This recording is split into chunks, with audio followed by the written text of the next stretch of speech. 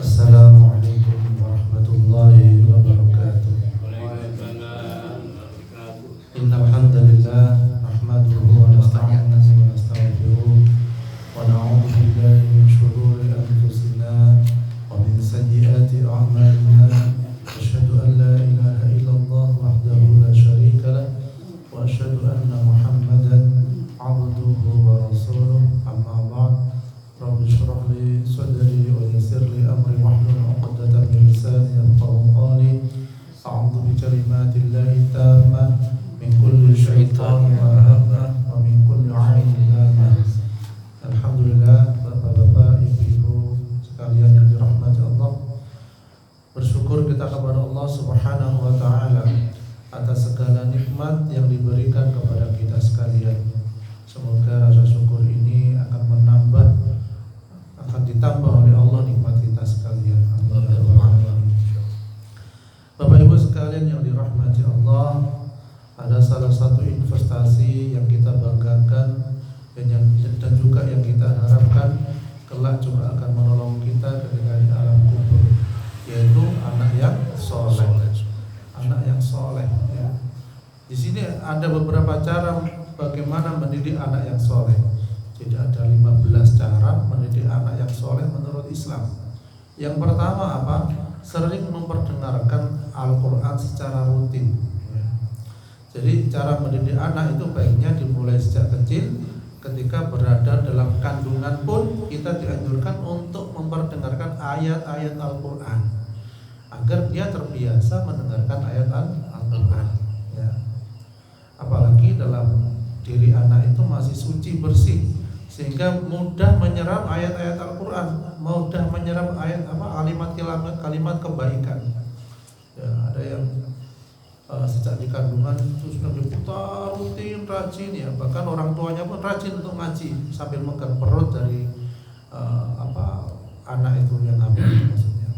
Dari kehamilan itu dipegang perut dia, bacakan ayat-ayat Al-Quran. Ya. Ada yang usia 3 tahun dia sudah hafal Quran. Karena apa? Sejak dalam kandungan itu sampun didengarkan ayat-ayat Al-Quran. Ya, seperti itu.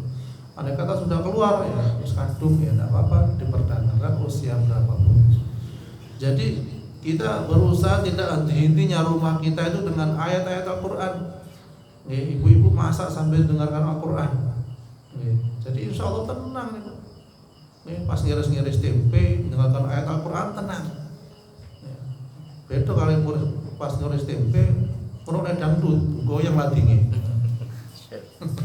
Goyang ladingi merah-merah, kenapa?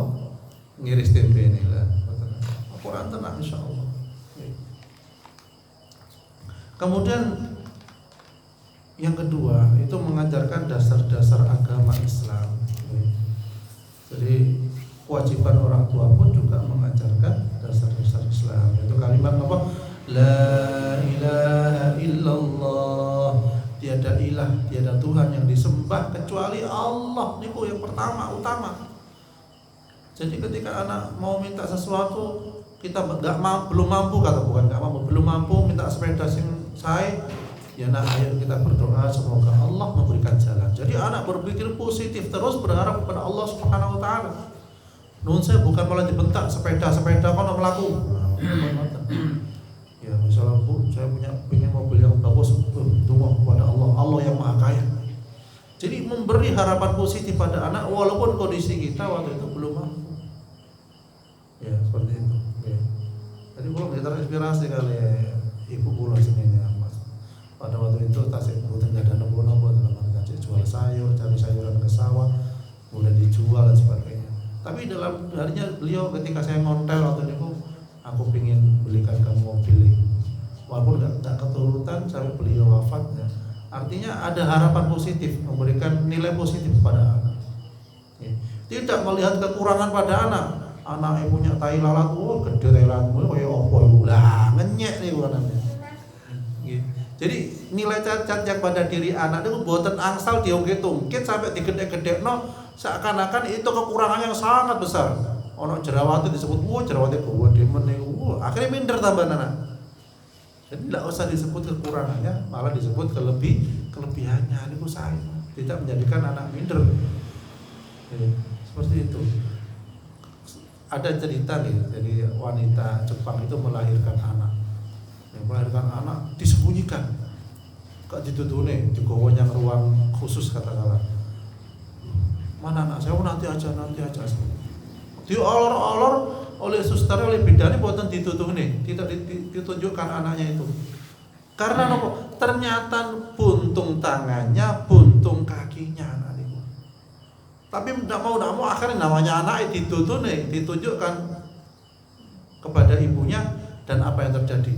Apakah ibu itu menangis jerit-jerit? Apakah menyesal melahirkan anak itu? Buatan. Ternyata malah dia seneng, wah anak saya luar biasa, itu disebut sangat bagus. Anak saya luar biasa, bagus, ganteng dan sebagainya. Akhirnya apa? Berjalannya waktu, anak itu usia sekian-sekian, main-mainnya sama anak yang normal, nggak ada kaki, nggak ada niki, nggak ada ini.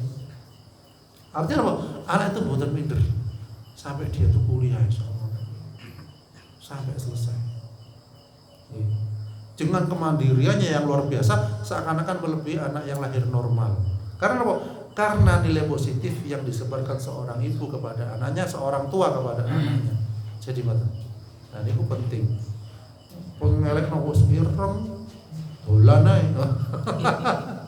Boten ngoten niku. Wis ireng celeng, utawa tambah celeng iku lho, dolan ae. Misale ngoten. Itu enggak boleh sebenarnya. Enggak boleh. Itu. Kasih harapan yang positif. Walaupun memang kadang gregetne ngoten niku. Tapi lek gregetne itu ada sing sae. Kemudian yang ketiga, cara mendidik anak yang Islam itu mengajarkan sholat dan berikan contoh yang nyata. Diajak sholat bukan apa-apa, lari alit malah bagus, alhamdulillah Mas Imam, wonten adik saya bukan apa-apa. Supados lari niku kerasan teng mushola, kerasan teng masjid, bukan kerasan teng tempat lintu. Di masjid enggak betah, tapi di tempat lintu kok cek betah. Mau diskotik, teng hiburan, alhamdulillah. Maksudnya teng apa? Tempat-tempat yang kurang bagus malah kerasa, nah ini kok salah. Harusnya seorang muslim itu di dalam masjid atau mushola bagaikan ikan di dalam air, kerasan senang zikrullah, baca kitab Allah merasa tenang. Nah ini aslinya ya. Kemudian yang keempat, mengajarkan tauhid pada anak. Ada yang berharap kepada Allah, tidak boleh syirik, sebagaimana dalam surah Luqman itu la ya bunayya aqimis sholata wa'mur bil ma'ruf wa nahy 'anil munkar wasbir 'ala ma asabak. Kemudian dalam ayat yang lain, la tusyrik billah, jangan syirik kepada Allah. Jangan syirik kepada Allah, karena inna syirka la dzulmun 'adzim, syirik kepada Allah itu dzaliman sangat besar. Ya, misalnya anak-anak usia SD, SMP itu kan mulai dia pengen yang wah kayak teng film-film ngoten niku.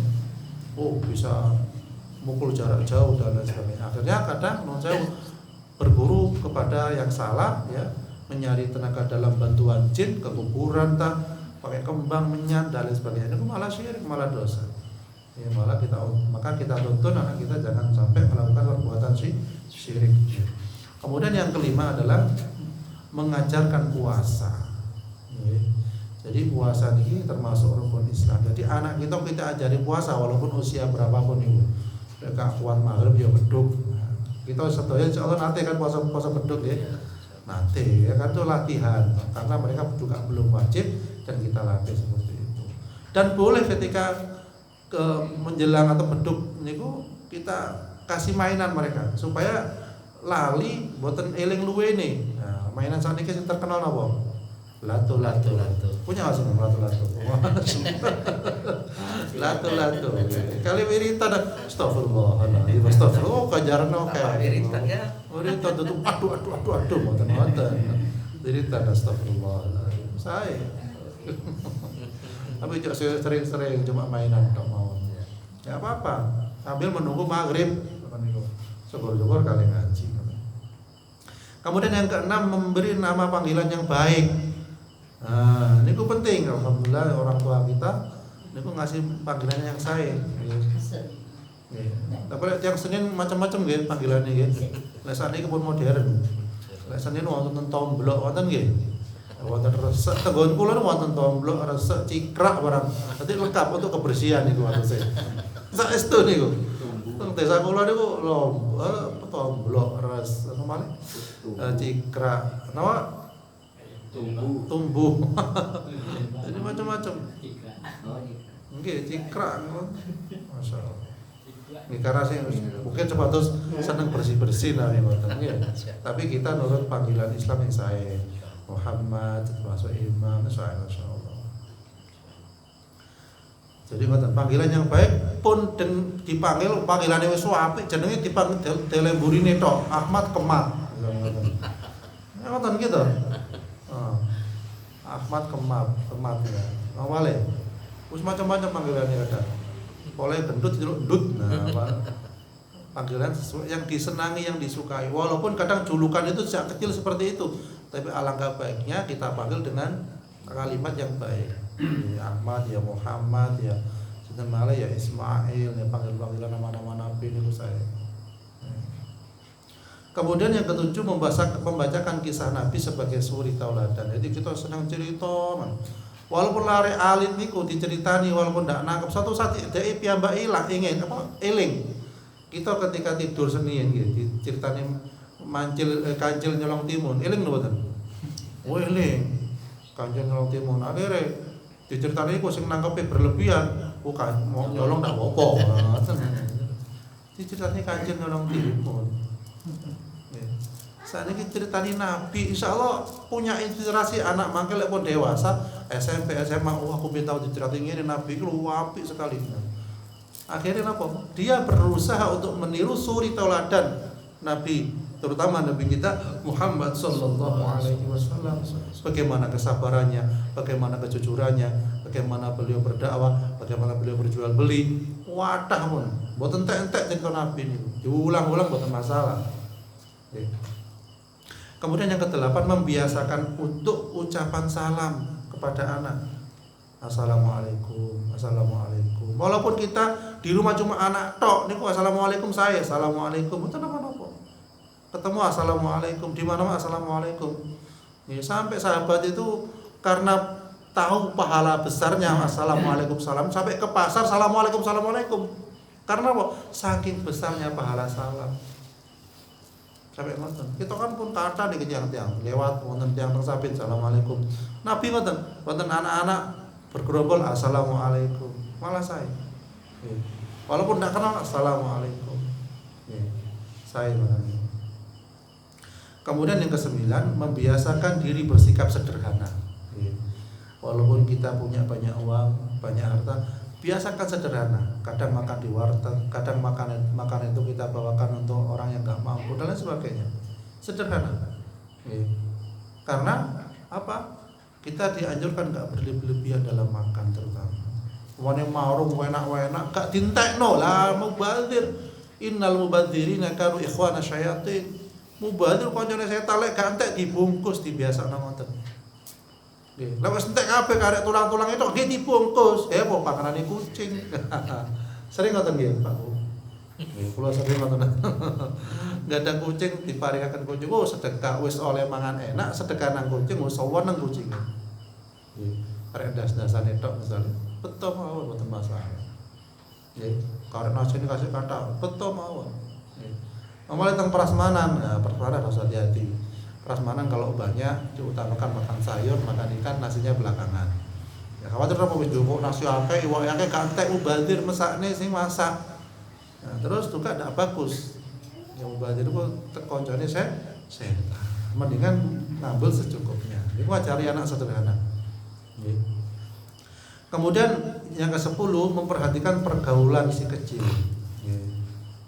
Rasulullah bersabda, perumpamaan kawan yang baik dan kawan yang buruk seperti seorang penjual minyak wangi dan seorang peniup alat untuk menyalakan api. Jadi minyak wangi sing dodolan minyak wangi kan ketularan wangi nggih. Tapi kalau yang buruk khawatir ketularan buruk. Walaupun anak wis kuat iki pun. Kuat-kuate digosok terus supaya ambrol. Kang ngoten nggih.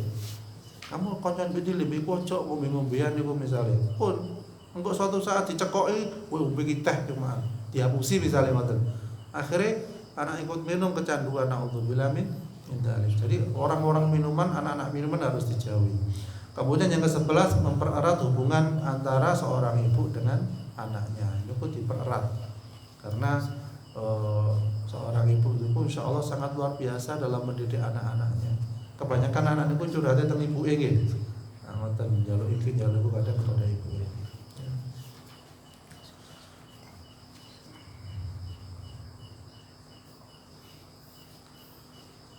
Kemudian juga hal ini juga dijelaskan oleh Abu Ayyub bahwa Rasulullah pernah bersabda, barang siapa memisahkan antara seorang ibu dan anaknya, niscaya Allah akan memisahkan antara dia dan orang-orang yang dicintainya pada hari kiamat. Jadi mboten asal, walaupun anak ngape ojo dipisahkan dalam artian malah dijupuk suatu saat ditunjukkan ini loh ibumu, kamu harus berbakti pada ibumu. Soalnya wonten kejadian dipek karena tidak kemampuan pada waktu itu, tidak punya kemampuan. Wis gede boten ditunjukkan oleh ibunya, orang tuanya ini boten angsal. Nomale boten ditunjukkan nasabnya ini boten angsal. Harus ditunjukkan nasabnya. Walaupun anak ngapain? Ya anak ambil, anak angkat. Iki lho nasabmu iki. Insyaallah boten masalah. Malah saya. Karena dosane gede lek boten ditunjukkan nasabnya. Jadi boten asal mengubah bin. Misalnya Imam bin Nurdin, ya, tidak boleh dirubah Imam bin siapa, tidak boleh, karena itu merupakan anak Ustaz Nurdin. Ya, kemudian yang ke-12 adalah mengajarkan sedekah dan berbagi pada sesama. Saya ini bapak-bapak sudah pun saya ngasih anaknya uang ketika ke masjid nih, lepokno amal, lepokno celengan. Saya niku sampun. Yo kayak orang tidak mampu itu kasihkan pada orang yang miskin. Saya niku. Nah, atau maling ngeten ketika sekolah nih, kalau ada temanmu yang enggak mampu, enggak punya sangu, iki kekno sangu nih. Oh, saya. Iki zakate orang tua nih. Nah, saya. Karena mendidik anak untuk berzakat, mendidik anak untuk bersedekah.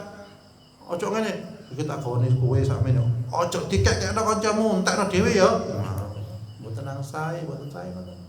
Iki separuh kamu makan, sebagian kamu bagi kepada teman-teman. Niku